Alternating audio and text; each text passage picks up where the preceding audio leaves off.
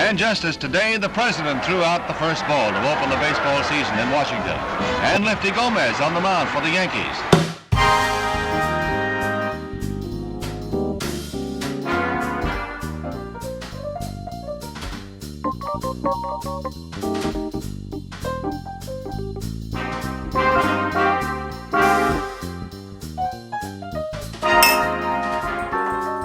Hello.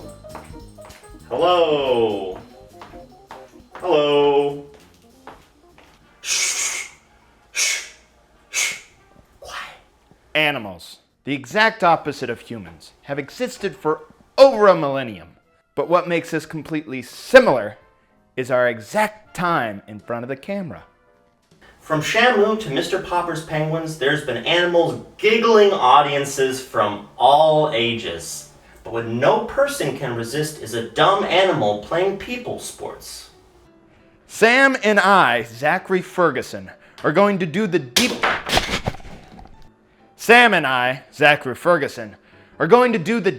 dive any person has ever done before on animals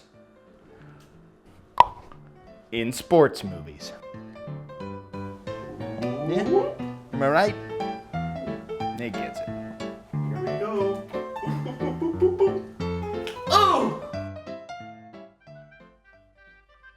So Zach gave me the prompt to talk about Animals in sports movies. this can only be real animals doing organized sports. So no cartoons and no people in suits. For instance, there's a movie called Ed with Matt LeBlanc with a chimpanzee playing baseball. He's a great friend. That was a human inside of a chimpanzee. Also, the Mighty Ducks. Those weren't really ducks. Those were just human beings. They called themselves the Ducks. Actually, the first movie ever can be considered a movie about sports with animals. And that was A Horse in Motion, which was filmed in June 1878. And then there was about a 70-year break until 1952. Bonzo Goes to College, which was weirdly released on 9/11. It's about a chimp who learns to play football.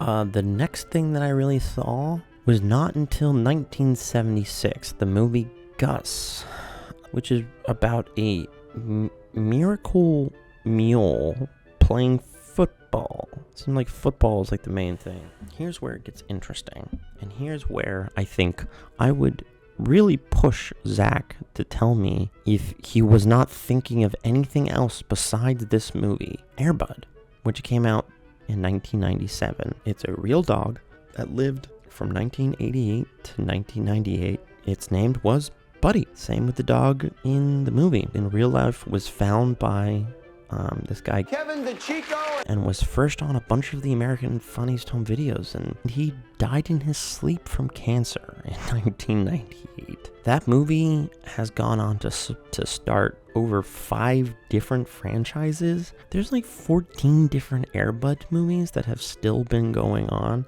The last one was in 2013 though, so I don't know if it's still really going. Robert Vince is basically completely in control of this whole entire franchise of Air Bud. It's called Air Bud Entertainment.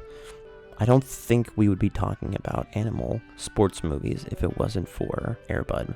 And since then, there was a movie called Mr. Go in 2013, which is a South Korean movie of a gorilla playing baseball. Most recently, there was a movie called Arthur the King in 2024. That was about Mark Wahlberg. He's the king. I think we should call him Arthur. Wahlberg's dog who helped him run a marathon. I don't know. I think animals should really should have as peaceful as life as possible.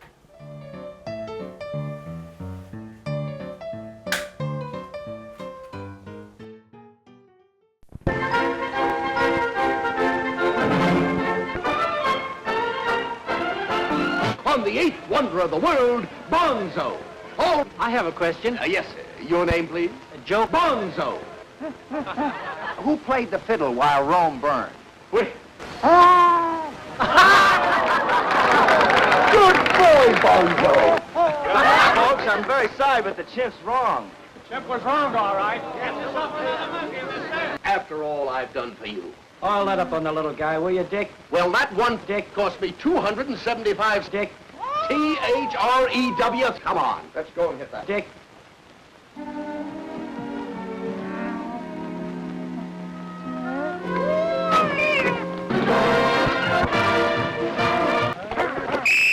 Okay, fellas. We didn't win a game all year. You really think so? Sure. Hi, Dad. Hiya, son. Marion. Woo. Hi, Coach. Hiya, son. Marion.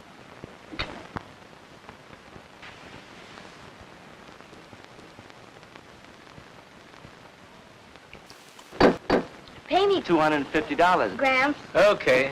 And don't forget the original $25. All right. Here's a quarter. Gee, this is Bonzo, Your Honor.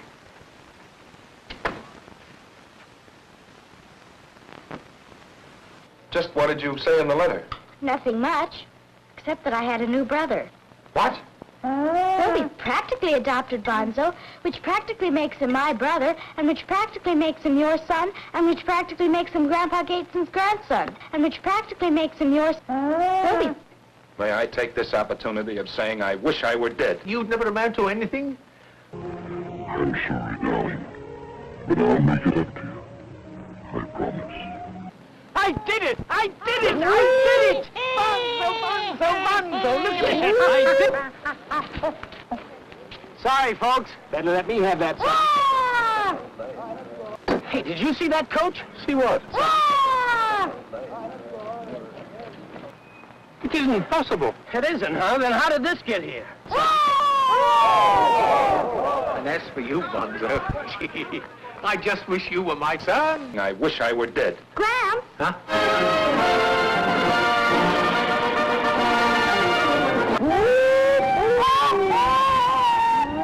So now we've got two chimps. Good luck. You win.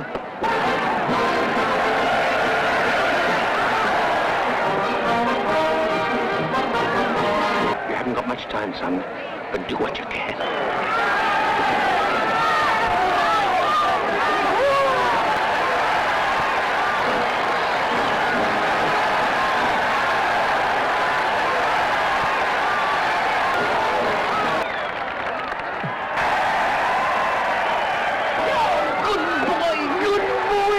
Man, he may be trapped.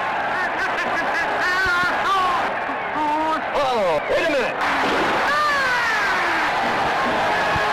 Well, folks, now I have seen everything. Dick. Where is Bonzo? Last time I saw him, He was dead. No, Bonzo, no! We'll even change the name of our team to the New York Champion.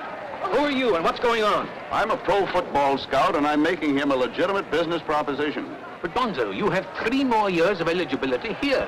Don't be a sucker, Bonzo. Bonzo. Is it going to be yes or Bonzo?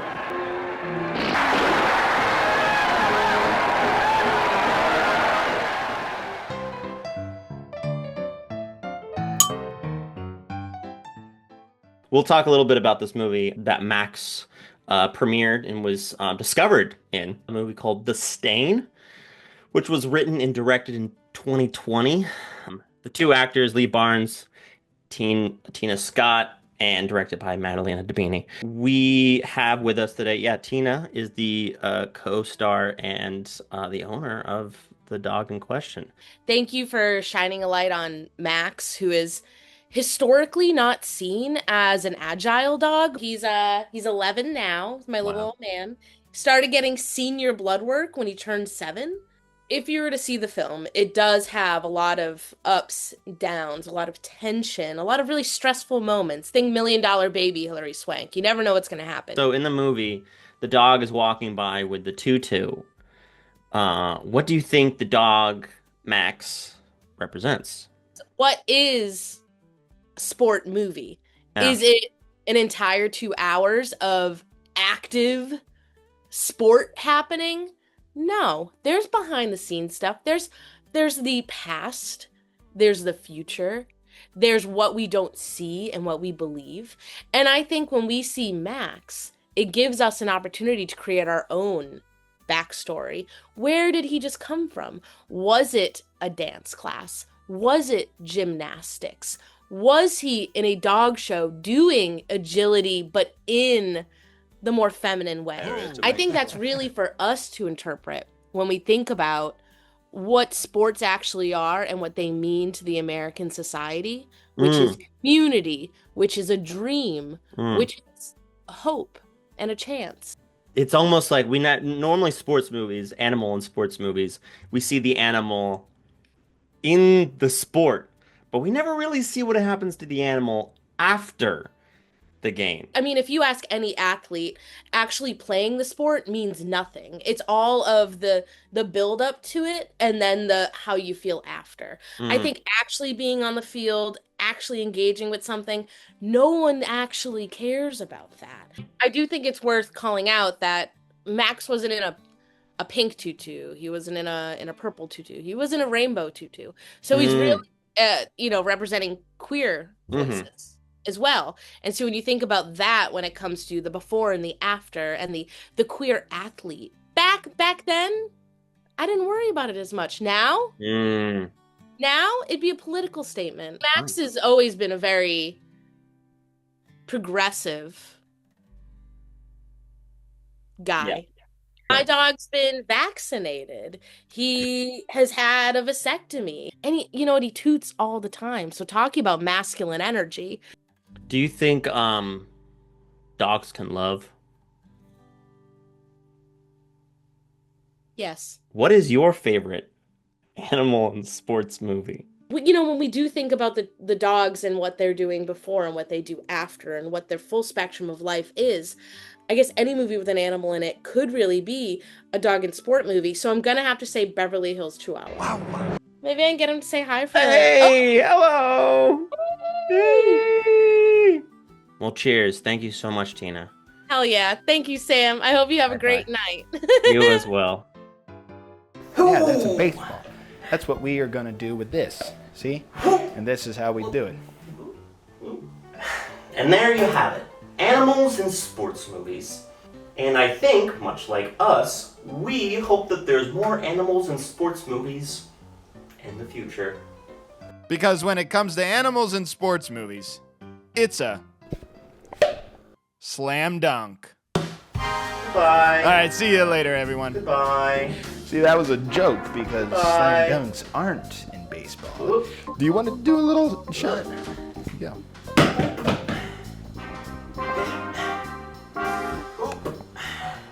Wow. Ah,